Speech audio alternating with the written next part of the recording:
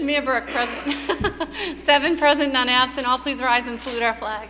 I pledge allegiance to the flag of the United States of America and to the republic for which it stands, one nation, under God, indivisible, with liberty and justice for all. Not yet. Approval of minutes of February 5th, 2018. Is there a motion for approval of the minutes? Yes. Motion by Mr. Russo, seconded by Ms. Vandekloot. All those in favor? Aye. All those opposed? Motion passes. Approval of bills, transfer of funds. Is there a motion on the floor for approval? Question or approval? Motion for approval by Mr. Benedetto, seconded by Ms. Mustone. All those in favor? All those opposed? Motion passes. Approval of payrolls. Motion for approval by Mr. Russo, seconded by Mr. Benedetto. All those in favor? All those opposed? Motion has it. Report of secretary. None? None. Report of committees. Minutes of the search committee, February 7th, 2018. This report is actually just for our information and should be received and placed on file. It doesn't require a school committee vote, except for placing it on file. Is there a motion? Motion to receive and place on file by Mr. Ruggiero, seconded by Ms. Vandekloot. All those in favor? All those opposed? Motion passes. Mr. Superintendent. So, just so it's clear for everyone and anyone watching on television, the focus group for the general public is Thursday, the 15th of February. 2 sessions, 3 to 5 and 6 to 8. 3 to 5, 6 to 8, right here. The rules are that anyone can come up. There's no, preferential order. No one gets any specific. You get 3 to 5 minutes to make a statement. If you don't want to make a statement, you just want to give something written, it'll be taken by MASC and it'll be brought into the thing as if it were oral testimony. Okay, so any questions about that? Anyone can come in. We're advertised. We're out there. The administrators will have an opportunity tomorrow to speak with MASC. The teachers will have an opportunity later in the day tomorrow, and also they can participate in the general public if they choose to do so. Mr. Benedetto. Would that meeting be televised since it's is it an open forum, like for everybody to come? It's not going to be televised, no.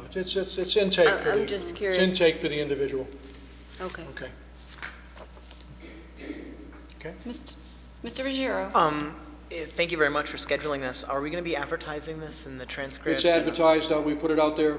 I hope that we contacted you, Miranda. Did you get that? I got it. Okay. So hopefully you'll give it nice online prominence, and we'll get it all over our media. All right. We'll put it out. Okay? On the motion to receive and place this report on file, all those in favor? Aye. All those opposed? Motion passes. Motion for suspension of the rules? To take 3, 4, 5, and 6. Out of order. On the motion to take papers 3, 4, 5, and 6 out of order, all those in favor? Aye. All those opposed? Motion passes. Item 3, recommendation to approve submission of revised statement of interest to the MSBA. Ms. Patterson. Good evening. You got a microphone? Yes, so an overview for all the committee members. The statement of interest is required in order to show the district's interest in a partnership with MSBA for construction renovation projects. We did submit an SOI last year, and we were at the top of the list. However, they had very limited funding, so only 15 projects were approved last year. So we are resubmitting with generally the same submission, but we have tweaked some of the language to be more beneficial to what we're doing this year in this phase. So again, the attached document is the required language that we need to provide and make a motion on to go forward with. Then from that process, we have the City Council approve, and then we have to submit via online, and we do have a hard deadline of April 6th. So timing is of the essence for this particular submittal in order to be on that docket for consideration for an expansion renovation construction project. So the whole renovation is for the Medford High School campus, and The overall items that we were looking for are upgrades to heating and ventilation, some boilers, a roof, some renovated classroom and shop areas, along with other improvements that we have identified in the language of the motion itself. So as I've already explained, the document is the same 2017, but with greater emphasis on our career and technical education needs and facility improvements that are tied to student learning and services. So if there are any questions on the language itself, we're happy to address Benedetto. those. Thank you. I just want to say thank you for putting this together and moving it forward again. I think it's great. The more money we can bring back to the schools, the better.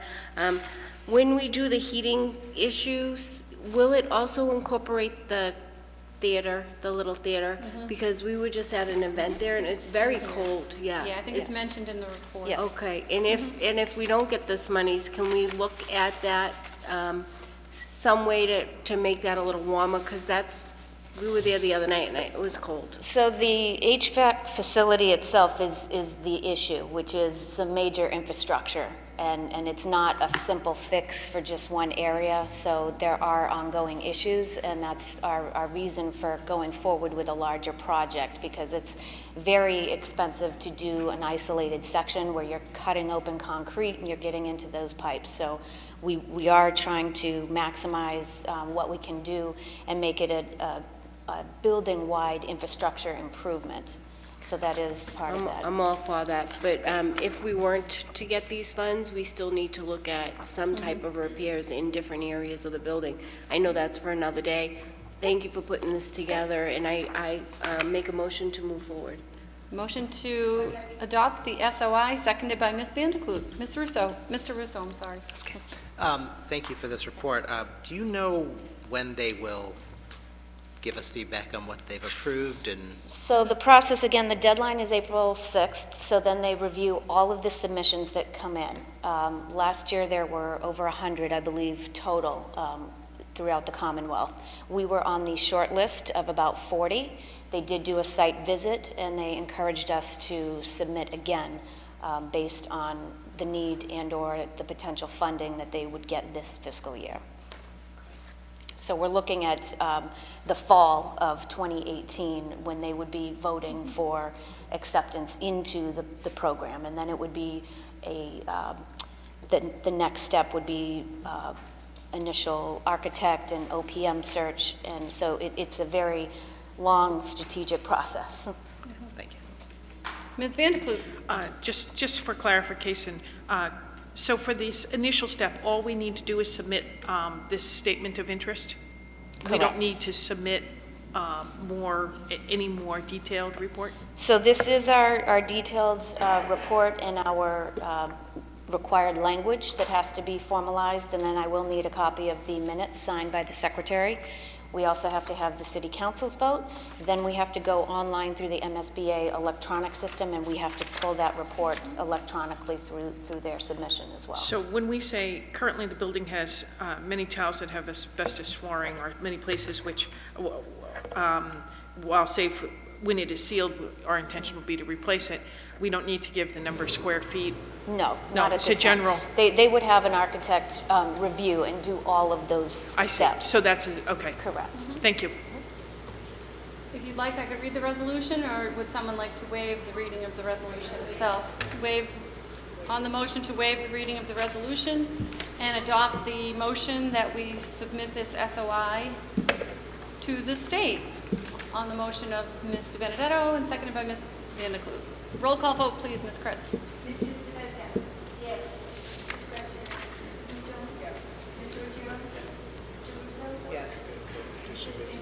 Yes. Yes, 7 in the affirmative, none in the negative, motion passes. Also, the superintendent is recommending we take a vote that we move this paper along to the city council for their vote and their thoughts on this. Motion by Mr. Benedetto, seconded by Mr. Russo. Roll call vote, Ms. Kretz. Mrs. Benedetto? Yes. Mrs. Kretz, yes. Mrs. Jones? Mr. Gerald? Mr. Russo? Yes. Mrs. Vanderklut? Yes. Mayor Burke? Yes, 7 in the affirmative, 0 in the negative, motion passes. On this paper? Yes. Mr. Benedetto? If you need anyone to go with you to talk to the city council, please advise us. I'm sure there's many members that would be happy to attend with you. Do you plan on providing it tomorrow night at the? No, we No, needed no, to it get has to be on approval, the and we have to agenda. get on their Okay, agenda. so- There's a deadline of 12:30 Thursday because of the holiday next Monday, if you're shooting for Tuesday. You'll have to I sit sent down that to and you Yes. today. Yeah. Thank you. Next up, update report on E-rate funding. This really is an update. We received a document a few months ago for us to consider to apply for E-rate funding to offset some of the costs for network infrastructure. At the time, we had, I think it was roughly the same amount. $675,000 is the total value, and we would have to look for city funds of $291,150. I will have to submit a paper to the city council to cover that match on behalf of the community. So the vote tonight is that we adopt this, Mr. Superintendent? and then forward to city council for their, A motion to adopt and move forward to city council. There's a motion, is there a second by Mr. Russo? On the motion that we adopt the E-rate funding recommendation and forward it along to the city council, and likewise, I'll put a paper together for free cash for the offset of $291,150. Roll call vote, please. Mrs. DeBenzetto? Yes. Mrs. Jones? Mr. Ruggiero? Mr. Russo? Yes. Mrs. Van der Kloot? Yes. Mayor Burton? Yes, 7 in the affirmative, none in the negative, motion passes. Item 5, report on security system upgrades and funding approval. Ms. Patterson. So again, this is a follow-up. There was a confidential report previously shared regarding placement and repairs for cameras across all of the schools within the district. We are requesting the cost of all of the security cameras of $203,000, again, to be brought to City Council vote for funding for that special item. These upgrades improve the level of security at all the schools, providing those very needed repairs and replacement of cameras. So we did vote in the fall to move forward with this project. This is, again, just bringing this forward with the new committee members to reaffirm that action to move forward. Mr. Russo. Motion for approval? Yes. Mr. Benedetto? Thank you. Thank you for the report. I second the motion to move it forward, but I also am requesting at this time to have an update on all the security as far as doors and locks throughout the district. So I know I mentioned it prior, but I am going to ask it, even if it has to be confidential or done in executive session. I'd like an update of where we are and how we intend to move forward to make sure our children are secure and safe. Not that they're not, because I'm sure that they Doors and are. locks or cameras? Doors. Doors and locks. Yeah, how many doors are locked, how they're opened, how many are buzzed in, if all of that equipment is working appropriately. You know, some buildings are harder than others. I'd just like an update on where we are with that and make sure that, building check, security check, like we did for the cameras, just to make sure everything that we have in place is operating well, and what we didn't, we purchased and made sure. I want the same thing for all of our doors and buzzers to buzz people in. So On the there's a motion motion. to adopt this paper requesting $203,000 that a paper be forwarded to the city council to approve the purchase of security cameras throughout the system, and a B paper that all the doors and locks be checked, and a report be sent back to this committee. There's a motion by Mr. Russo, seconded by Mr. Benedetto. Roll call vote, please. Mrs. DeBenzetto? Yes. Mrs. Preston? Yes. Mr. Russo? Yes. Mr. Ruggiero? Mr. Russo? Mrs. Van der Kloot? Yes. Mayor Burton? Yes, 7 in the affirmative, 0 in the negative, motion passes. Item 6, financial report. Okay, thank you. Included in your packet was a reference sheet for the programs in the general fund. So these are referencing all of your subtotals as you looked through your report. I hope that was helpful. As an overview, just to inform our newest committee members, the school budget is operates and functions under a modified accrual system. So this is an accounting system and that utilizes encumbrances for reserving anticipated expenditures, as well as tracking the actual expenditures to calculate balances remaining. So we still have many payroll reclassifications that are ongoing. This is a process that has been identified in terms of our payroll codes, and our payroll system is not tied directly to our general fund. So there's a lot of shifting or status changes for placements of personnel within the district that not necessarily moved according to their general fund account allocation. That's something that we are in the process of rectifying and doing a full-scale review. We have new payroll employees that are doing a great job to bring these to light. Additionally, we're going to be moving the budget amounts to go into the correct columns that were anticipated for those mid-year changes, and to further improve the actual budget to the year-to-date expenses on this overall report. So I'm happy to go through each category or answer questions as the committee. Mr. Ruggiero? Yeah, I noticed the price increase for electricity from a little over 8 cents to 9 cents. I wanted to know, have we ever looked into getting solar panels for the school, or how much that would lower the We are in the cost? process of putting on solar panels on the Andrews School. Okay. That's already been worked out. The Andrews and the DPW facility are getting solar panels. So that'll be the first phase, and then we'll continue to look into the other schools as well. It has to do with the life of the roof. In some cases, they mandate that you have to go out and do a new roof in order to put them on, or they won't guarantee things. So there's a lot of little pieces that go with the solar panel installation. But the Andrews has fit the bill, and it's in really good shape, and that will be our first school to go solar. Great. Can I just request a report on that mitigation strategy? Sure. Thanks. There's a motion also to request a report on an update on the solar panels once they go in. Mr. Benedetto? Hi, thank you. Thank you for the report. I did have some questions, and I know that certain areas within a department's budget are higher, and it all offsets by the end. I get that. Concerning to me is that, like, I saw a trend in one school being over in a few different areas. And I didn't know if that was because there was a greater need this year at that school and we allocated more funding than we had anticipated and budgeted. So the question might be more towards the superintendent than it would be to you. You may know as well. I noticed that, like, on page, sorry, so many things. On page 3 of 3, the secretaries at the Columbus, they're already at 116%. And then on page 4 of 13, at the top, it says permanent part-time Columbus mentors. They're well above there. They use 376% of that budget. And then, So again, in so I saw general a trend at the context, Columbus school. a number of actual salary amounts need to be reclassified. So it's not necessarily the exact depiction of what's occurring. We've done a number of changes, and the mentors is one of them, to correctly classify, but there were additional stipends that got posted in under a payroll code that is not tied to the correct general fund account. So that is what we are ongoing cleaning up to correct and show the truer amount. Okay. Because I saw it mostly, I can see it 5 or 6 times for the Columbus school in different areas, like PE teachers, psychologists, like as you go through it, I saw a pattern.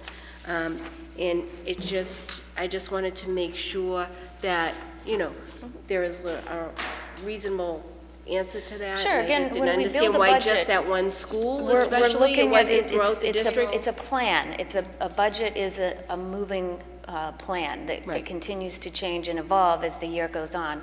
Right, and/or that's if why the there question is to are the other- superintendent. Mr. Superintendent, were more funds allocated there because there was a need there this year, or This has to be than the budget? adjusted, is what Right. she's saying. There's a bridge that goes from the payroll system into the financial accounting system, and some people, the codes are carrying to the wrong line in this Okay. financial budget. So they're being corrected Corrected. as we speak. Correct. So they're going by Okay. person by person. Yes. All right, and my other question was actually a request to see the community schools budget, because we're supposed to see that quarterly. That was voted on a few years ago, and we haven't seen it yet this year that I can remember. So that, there's a request on through you to the superintendent. Yep, we Put did it on your identify to-do that. list. Now, we did identify that that is forthcoming in the first quarter of the new calendar year. We've got some additional items that we wanted to capture and make sure were included in that. So the plan is to have a late March report for you. When that report's presented, I'm asking through the mayor to the superintendent, could we also have, I know that a lot of the community is now using the program and everything's going through the computer program, so we can find out how many hours we've donated and which schools are being used in which ways.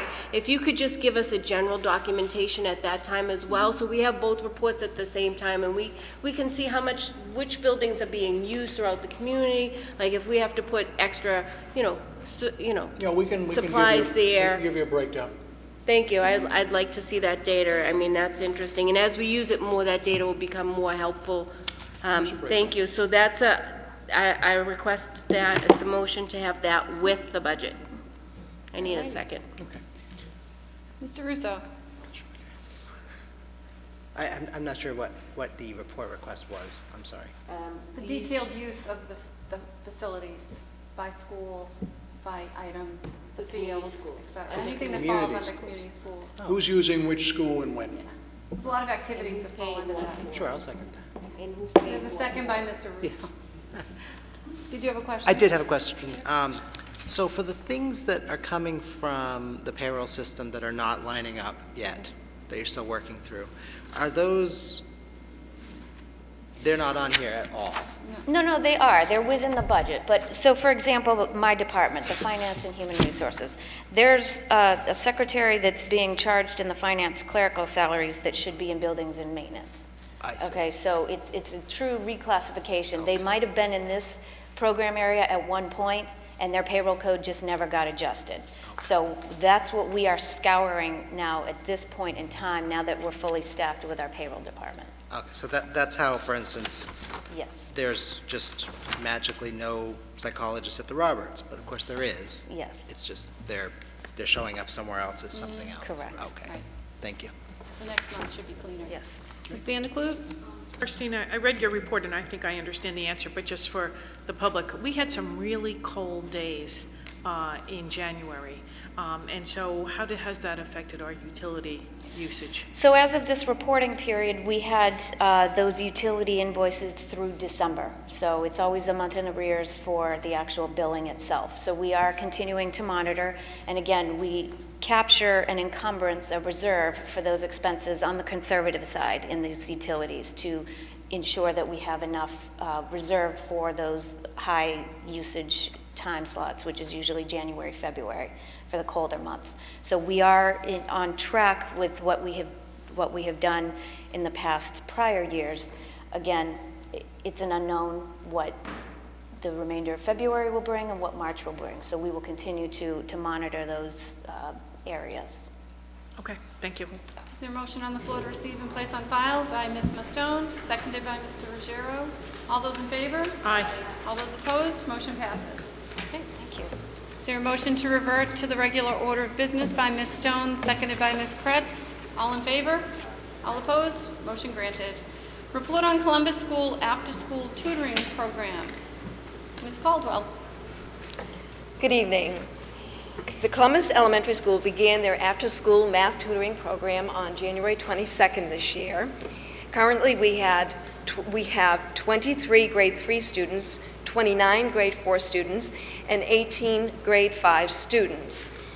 We have the grade level teachers, we have a special education staff member, Dr. Kay and Ms. Sherman Hudson are pitching in, as well as some honor students that are helping out, honor students from the high school that are helping out to make sure our kids can be the best that they can be in mathematics. Each child was given a pre-assessment on the very first day, and the assessments indicated weaknesses in two-digit multiplication, division, and word problems, and struggling with rounding off and digital enhanced topic tests. So we need to make sure that we do more work with our Chromebooks on a regular basis during the school day as well as after school. Ms. Kirstine Patterson and Ms. Tatiana Hall, who is from Easton Bus, went out of their way and worked wonders so that we had the bus when we need it, so I'd like to thank both of them for all of their hard work. I was at the Columbus on the very first day that they had it on Tuesday, January 22nd, and I was surprised by how diligently the teachers and the students were working together. At 3:45, when the tutoring program was over, there were lines of students who was going home with their parents for parent pickup, who was waiting for the bus, who was going for the after-school program. So it was all very orderly and very organized. I would also like to thank Dr. Kay and Ms. Sherman Hudson for their expertise and all of their organization, the teaching staff at the Columbus School for stepping up when I needed them to do that, the volunteers from Medford High School, Ms. Patterson and Ms. Hall for working diligently on bus routes. We all know that's not an easy thing to get done, but they did get it done in a timely way. And of course, I want to thank you, the school committee, for giving us this opportunity to help our children be the best that they can be and improve their scores. I'd be happy to answer any questions. Mr. Benedetto? First of all, I want to thank you for all your hard work to get this up and running so quickly. Thank you. There was definitely a need. This program is exactly what we need for that school and to help us with our MCAS scores there. I would like a report afterwards and see the growth from happy to the do that. students as well. And I wanted to know if anybody was tracking the last year's 5th grade students who are now 6th grade students and what program or what we're doing for those students that didn't do so well last year. Are we mentoring them? What's happening for them as they take the 6th grade MCAS at I'll middle look into schools? that for you, Mr. Benedetto. Yeah, will I just want to definitely make look sure into that. those children also get the needs and the gaps, any gaps that are missing. We don't want to just do the next group. We want to make sure the group that had the issue gets addressed as well. Will do. So I'm requesting a report on the current 6th graders who took 5th grade MCAS at the Columbus School. So there's a motion on the floor. I'm hoping one of my colleagues will support. Report on 6th graders. We had requested that during our committee meeting as well, so certainly. Seconded by Ms. Vanderklut. Thank you. And thank you, really, for all that work. Mr. Ruggiero? I wanted to know what materials are being used for the tutoring program? So they are using the Envision materials because Okay. those are the materials we use in math. Right. We're trying to look at the online piece because I don't think the kids get enough of that during the school day. And any additional materials, I know that our special education teacher has some materials that she uses with her students. Are you looking for more volunteers from the community, or do you think you have enough as of right now? Well, it's amazing to have these high school honor students step up. I think we have about 6 of them. They're currently working in the 3rd grade under the direction of the teacher. But they're astute enough to take them to the computer labs and work with them there. I'll keep that in mind, if you don't mind, if we need some more people to help out. Thank you. Ms. Mustone? This is great. What time does it go till? So the students get out of school at 2:35. From 2:35 to 3 o'clock, they go to the cafeteria and they have a snack because they need something right after school. At 3 o'clock, the students go right up to their classrooms. They know where they're going. Yep. And it runs from 3 to 3:45, Okay. which is really just enough Enough time time, for yeah. them. That's great, thank you. You're welcome. Mr. Russo? Hi, Diane. Did the 5th graders last year that had these less than stellar MCAS scores have particularly bad grades on the report cards? I believe they probably did. I'd have to check to make sure. Could you, I'd like to make a motion to actually To correlate this. correlate those if there really was any? Yes, we can do that. Thank you. Okay. Is there a second on Mr. Russo's motion? Seconded by Mr. Benedetto. On the is there a motion to receive and place this report on file? All those in favor? All those Aye. opposed, and on the motions by Mr. Benedetto and Mr. Rousseau, all those in favor? Aye. All those opposed? Motion passes. Thank you. Ms. Vanderklut? So the question to follow up on Mr. Russo's question really is for the students who are in the 6th grade, are we looking at their math scores, the ones who came from the Columbus? Are we looking at their math scores and seeing whether any of them need extra tutoring or? That's Mr. sorry. Benedetto's motion. Okay, sorry about that. They're gonna provide us with Okay. Okay. what measures they have in place to help. And that motion has passed, so. All righty, report on correlation between free reduced lunch participants and access to the SAT. Good evening. Up, if you move your notebook, it's just pressing on the, there you go, yeah. At the last meeting, I was asked to investigate the correlation between free and reduced lunch participants and the SAT and the Common Application Fee Waiver. The report that was submitted to the superintendent on February 9th is the collaboration of the guidance department and myself. And a couple of big takeaways I'd like to just point out to you and obviously answer any questions you may have. Presently, 38% of all seniors who've applied to college have received the fee waiver. Out of our entire senior student body, 45% are eligible for the SAT fee waivers. We do have only 219 of the 353 students who have presently applied for college. So it is our expectation that once all these students do apply, we will find that to be the full percent of the 45% of the students that would actually take advantage of the fee waiver.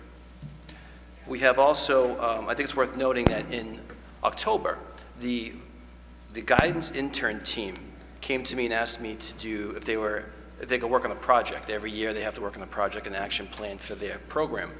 And their project this year actually was an investigation of this phenomenon, or this concern, I should say. So I spent many weeks with them setting this up, and I know that they worked with the food service program very closely. And from that, we also have a variety of bullets that's listed here of strategies that we have already put in place to address this concern.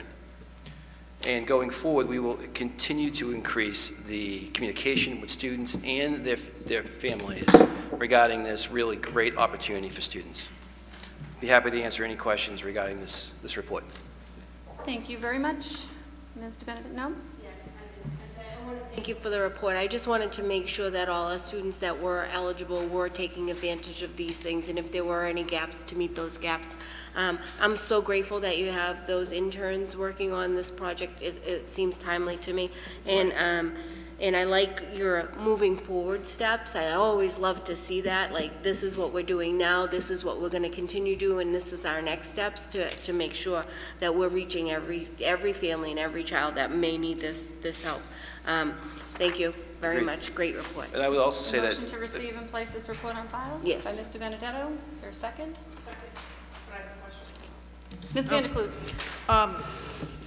Could you forward on to the committee members a copy of the flyer highlighting all the benefits students course. receive from applying for free or reduced lunch? Yes, I can do that. Okay, I think that's great. Yep. I think it would be valuable for us to see, so thank Sure. you very much. I can also forward the action plan that was created by the intern team, if you like.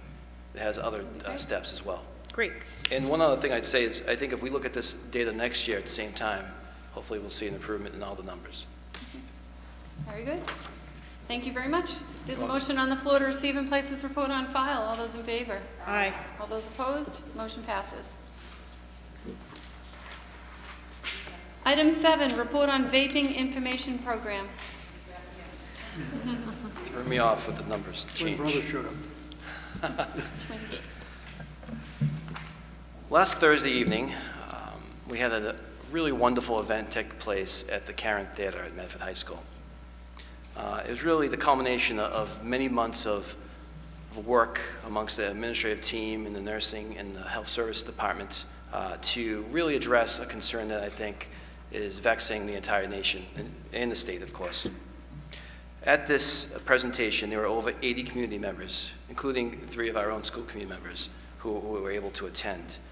And it was a really wonderful show presentation, question and answer section, which really kind of got at the heart of the vaping concerns that we have in our community. After the conclusion of this presentation, parents were invited to take part in a sort of a site visit, so to speak, an in plain sight view of a typical bedroom where students or children can hide items that may be concerning. And it was actually really interesting because there was a lot of conversation and discussion that took place in the bedroom as well about not only the rights of parents and the need for parents to sort of, unfortunately, snoop from time to time and keep an eye on what their children are doing, but really specifics on how to do that. So the night went very well, and we sort of proposed it as a first step for Medford High School and the Medford community, because there was also people there from the elementary to middle schools.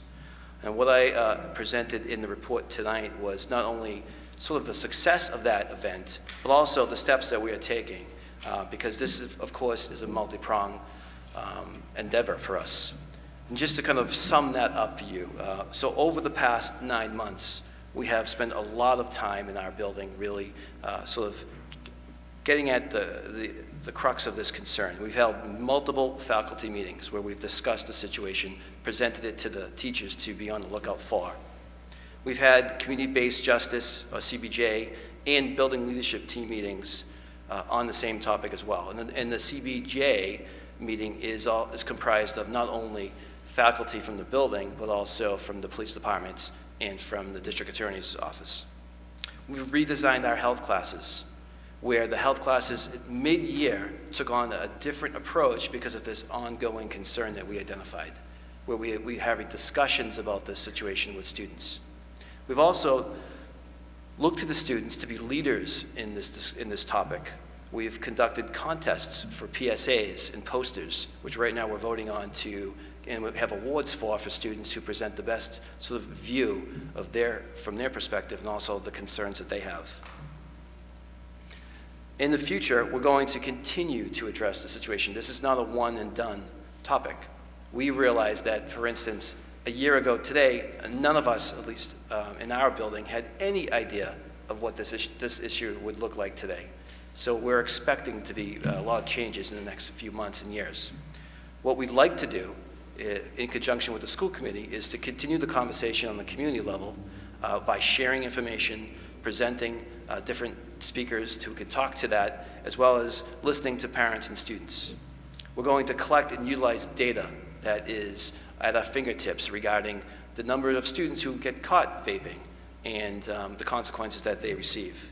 And also, and this might be the most important piece, and we need to convey to the community, especially our students, the seriousness of this situation, not only for their health, but for their well-being in the school. If at this time I could take any questions regarding that at night, I'd be happy to. Ms. Vanderkloot. Dr. Perla, I wanted to thank you. This was a great presentation, and I was very happy I had the opportunity to attend. Apart from the information that was presented on vaping, I also want to mention that I thought it was fantastic that we had students available to act as interpreters that night for people in the audience. And that was just a great touch and something we should continue. And even if they weren't utilized, I don't know how much they were utilized that particular night, but the fact that they were available for people who needed translation was terrific. Thank you. Very good. Mr. Benedetto. Thank you, Mayberg. So there were two things that really stood out to me while we were getting information, and it was pretty much from the audience members. The first was a middle school parent who said that their child came home and told her that another student was vaping in our schools, in middle school. So that was alarming to me. And I appreciated her candor in saying that there. The other thing that stood out tremendously is another student that spoke up during the meeting and asked for data to support what we were saying to her, because she wasn't just going to believe that we thought it was bad for her. She wanted data and backup to support that. And that's, we have bright children, and we need to be prepared with actual facts and figures if we're going to tell them they should or shouldn't do it something. So I was impressed at that as well. What I'd like to see, and I talked to you a little bit about this at the end of the evening, is really a hard line, a very hard line, that we don't allow cigarette smoking in our schools or anywhere near them. We're not going to allow vaping either. We're going to have it in our handbooks. They're going to be at our I don't know if they're still submaster nights, or welcoming nights. Our parents should know our routine. It should be initialed. It should be first student that is vaping. We should show everybody, see, we're not doing this in Medford. There are so many health things. So vaping, you think you're just sucking in water. It's not. It's all chemicals, and those chemicals are going into our children's lungs, and they think that this is a better choice than smoking, which is even more alarming, because we don't know what it's doing in those lungs, because there could be 40 different chemicals going into your children's lungs. It's huge. It's very important, and everybody's cool doing it, and the way they hide it and the way they can use it, and teachers, it can be happening right in front of them, and teachers are supposed to be teaching. You can't expect this from everyone, so it has to come from the top, the sides, and the bottom up. It has to be a whole community effort to do this. I was happy to see Penny from Team Medford, the whole group there. It was a great program. I wish it had been better attended, but if they're not coming to us, then we're gonna go every athletic meeting that someone goes to, it should be presented, and every coach should be trained on it. I just think overall it's going to be a bigger picture than we ever anticipated. I want to thank you for bringing this up so quickly and seeing the need for it, and your team was excellent at everything, and Tony Vento as well. So even our school nurses were present. At this is huge. This is huge for our children's future health and well-being, and you were very proactive. Thank you. And I would say that it is a real medical concern, and one of the big issues for us is that it's highly addictive. So we're looking at adolescents who are getting into an addiction that is, as we all know, is incredibly difficult to break. And I think that requires the mental health and the health services department to work with us, because it's not something we just can punish away. We have to sort of work as really a societal problem presently.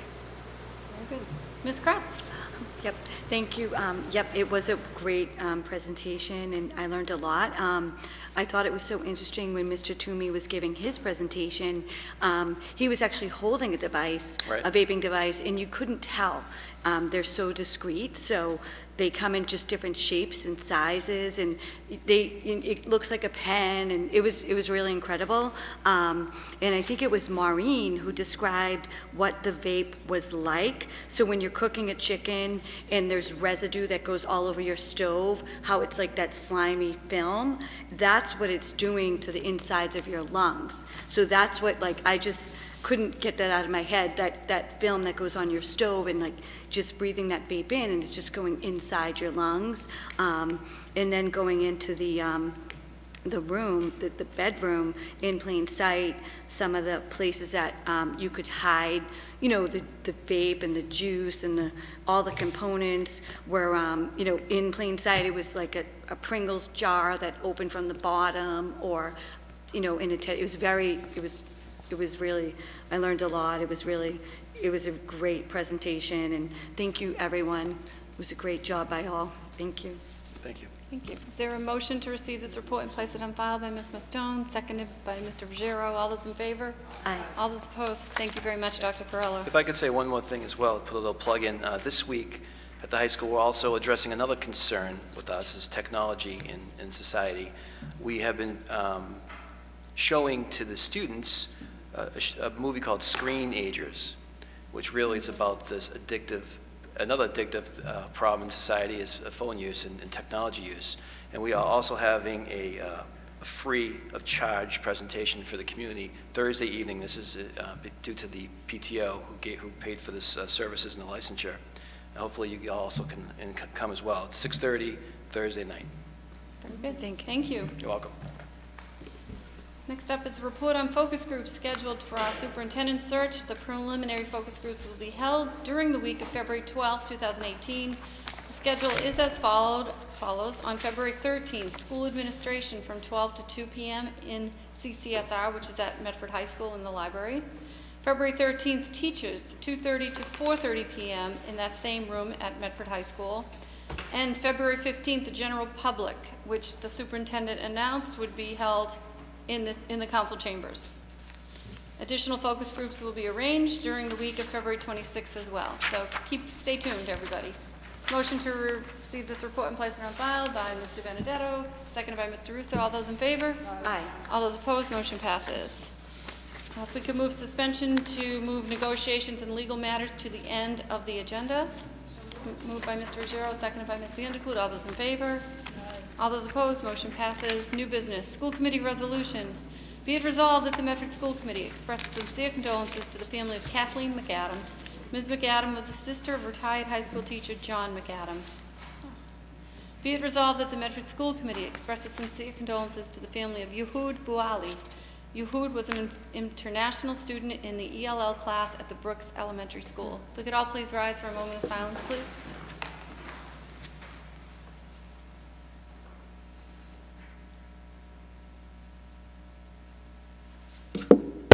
Thank you. Mr. Benedetto.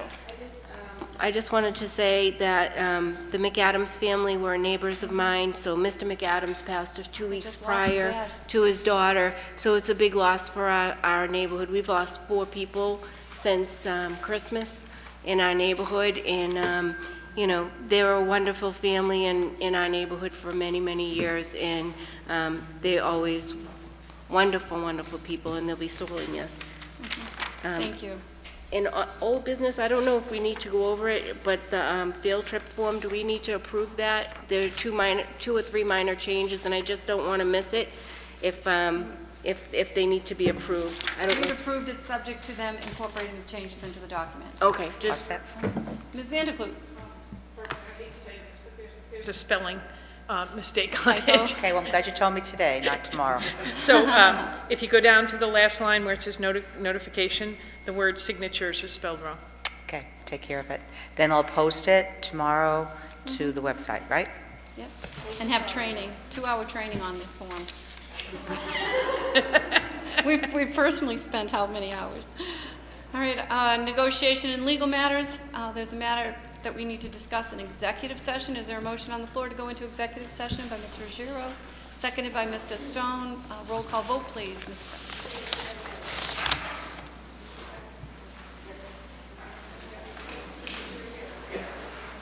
Yes. Yes. Yes, 7 in the affirmative, 0 in the negative. Motion passes. We will not be coming out to the floor after following executive session. We'll adjourn from the meeting.